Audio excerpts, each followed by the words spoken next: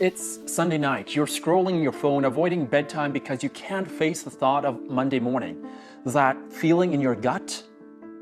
You're not alone. Globally, only 21% of people are actually engaged at work. The other 79%, they're just showing up. And you ask yourself, what is missing? Why do I feel this way? Why am I more miserable at this job than at my previous job? Is it even possible to define what the root causes of my job misery are? What role does money play in all of this? Come with me because we will explore all of these things.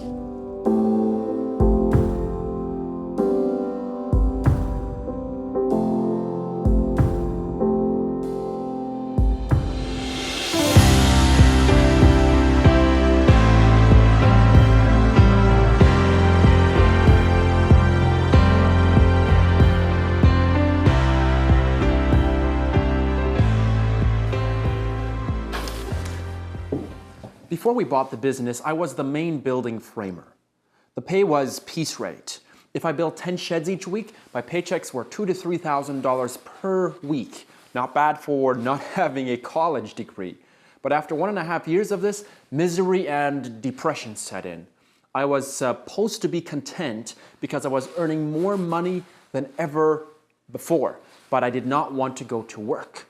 I'm optimistic by nature, but I spent my evenings in a very depressed state. Recently, I read this book. It's a business fable. This book gave me the language to help explain my own experience with work misery and what I was missing. If you are an employee, I want to equip you to evaluate your work situation and make a thought-out decision about the future of your work. If you are a manager, you will be able to add a lot of value to your team members. Whether you're an employer or employee, these three things can be life-changing.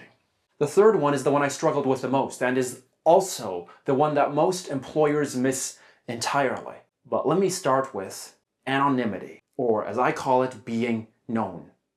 Patrick Lencioni, the author of this book, argues that all human beings need to be understood and appreciated for their unique qualities by someone in a position of authority. At my previous job as a CNC machinist, I had a manager that took an interest in me as a person. He was more like a mentor than a manager. He would ask questions about my vacation, about my interests, and helped me grow as a person. I asked him questions on topics ranging from business and people to faith and careers. My manager took the initiative to build a relationship with me and mentor me. I felt known. Then I left to frame buildings. Overnight, I went to work at a business where the manager was my brother. My brother is younger than me and did not have the experience of my former boss. We had a good relationship, but at work, he did not intentionally ask about how I was doing and what I needed to succeed. Eventually, I became lonely and began to crave human connection. At work, I had become anonymous. The one thing I did have while framing buildings was the ability to measure my work. The minimum threshold I needed to meet was 900 square feet per week.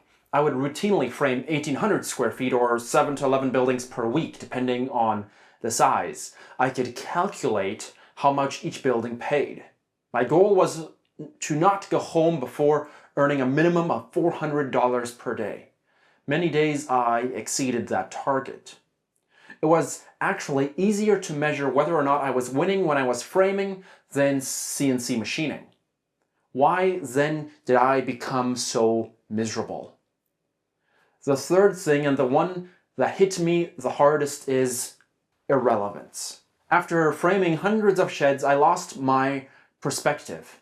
When I thought about going to work the next day, I became depressed. This was the first time in my life where depression got a hold of me. And it was only because of work. I dreaded going to work, and Lydia, my wifey, could not comfort me. What purpose did framing another 2 sheds serve? In my mind, none. My mind started going round and round. Frame another 2 sheds, frame another 2 sheds, frame another 2 sheds. I tried distracting myself by listening to podcasts and stories. This didn't work. I would stand in my workday and waste the day away. I felt like I lost my ability to be productive. When I pushed myself, I'd build maybe 1/4 to 1/2 building per day compared to my previous 2 buildings per day. I had no connection with the customers and did not see their smiles when their completed building was delivered to them. I felt like it was me in a shop with a bunch of lifeless lumber. I did not know why my work mattered to anyone. I was under the control of irrelevance. First, let me say that if you are feeling depressed about work, you're not alone. And there is hope. My brother and I had the opportunity to buy the business. I went from framing as an employee to being a boss. The point isn't that I became a boss. The point is that buying the business gave me what I was missing, and that is relevance. Remember that when I framed buildings, I was able to measure my work. The problem was that I felt unknown and my work did not matter to anyone. When I became the boss, relevance for my new role spiked way up. Suddenly, I was responsible for employing 4 to 5 other people. In my mind, the role that I now filled mattered. I have struggled to articulate to my team members why their work matters. For instance, I have a bookkeeper. What relevance does her job have? She isn't changing anyone's life. Or is she? In the book, Lencioni points out that some roles impact the lives of their managers. If my bookkeeper would quit tomorrow, guess who would have to pick up the slack? Yep, me. When my bookkeeper does her job well, she frees me up to do my job well, which is managing the business. If the business is managed well, all of our team members benefit. In turn, their families benefit and our customers are better served. One bookkeeper doing her job well has a knock-on effect that is profound. It is my job as the manager to ensure that my bookkeeper understands how her role impacts everyone on the team and how she is improving the quality of my life. The being known part, frankly, I still struggle with this one, and I have accepted that the journey of a business owner tends to be a lonely one, as most people do not experience the challenges and the wins of business. However, I have started to share personal events and experiences, and even professional wins with my employees. This helps me fill my need to be known. Measurement continues to be the easy one for me. If revenues are up, I know we are winning. If they are down, we need to step it up. Lencioni says employees need to be able to gauge their progress and level of contribution for themselves. They cannot be fulfilled in their work if their success depends on the opinions or whims of another person, no matter how benevolent that person may be. He goes on to say that you need a tangible means for assessing success or failure. Motivation eventually deteriorates as people see themselves unable to control their own fate. Patrick Lencioni points out that you need all 3 of these things to be engaged at work. If you miss one, you will not be as engaged at work as you could be. The way I think about this, being engaged at work means you get a great degree of fulfillment from your work. This is the way it should be. Most of us spend 1/3 of our lives at work. We should be doing something that challenges us, something we enjoy. But without being known, measuring your success, and knowing that your work matters, you will simply not maximize your potential for fulfillment at work. Here's the big question. What role does money play in all of this? First, let me say that money is important. It validates that you're winning. But once your basic necessities are met, money becomes less important. Now I am bringing home way less money than I did when I was framing piece rate, but I am way more engaged and happy at work. Personally, I would not leave a job for more money if my current job gives me all three things that make up the bulk of my work satisfaction. You have probably gotten a raise from your boss, and it feels great for a week or two, but that feeling doesn't last. From my own experience, a raise is not a large contributor to work engagement. However, it does serve as a proof that I am growing in my ability to contribute to the business. If you are an employee and don't feel engaged at work or get the Sunday blues, you should ask yourself a couple of questions. Does my manager or boss take a genuine interest in me as a person? Can I measure whether or not I am winning each day or week? What difference does my work make in someone's life? If you cannot positively answer these questions, Lencioni recommends that you should not be afraid to talk to your manager about it. You could say, hey, I just read a book about employee engagement and I want to tell you about it. Not that you're a bad boss, it's just that I think I would do a better job and like working here even more if I were able to get a few things from you.